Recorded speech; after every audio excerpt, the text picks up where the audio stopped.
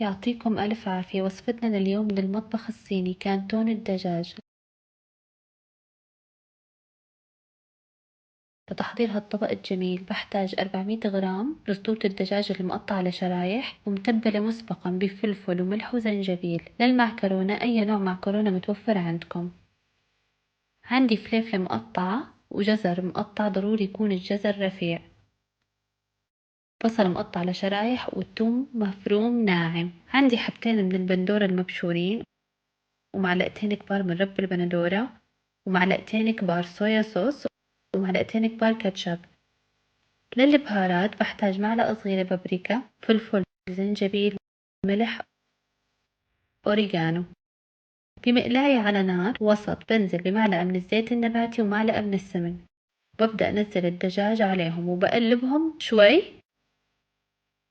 وبنزل بعدها بالثوم المهروس يلي عندي وبقلبهم مع بعض. بعدها بنزل بالبصل وبقلب. وهلأ بنزل البهارات يلي حضرتهم وبقلب لحتى ياخدوا اللون الذهبي اللي عندي. بضيف الخضار اللي مقطعة وبقلبها. ومن بعدها بضيف البندورة المبشورة، رب البندورة، الصويا صوص، كاتشب. بقلبهم منيح لحتى تمتزج عندي كل المكونات. بنزل بعدها بمعلقة من السمسم وبقلبهم شوي. وآخر مرحلة رح تكون هي إضافة المعكرونة.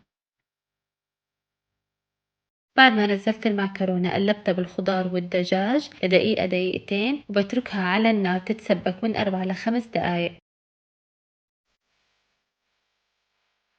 بس صارت جاهزة عندي بنزل بطبق التقديم بالمعكرونة وبضيف عليها رشة من السمسم. وجبة سهلة وسريعة ومشبعة وبنصحكم انكم تجربوها.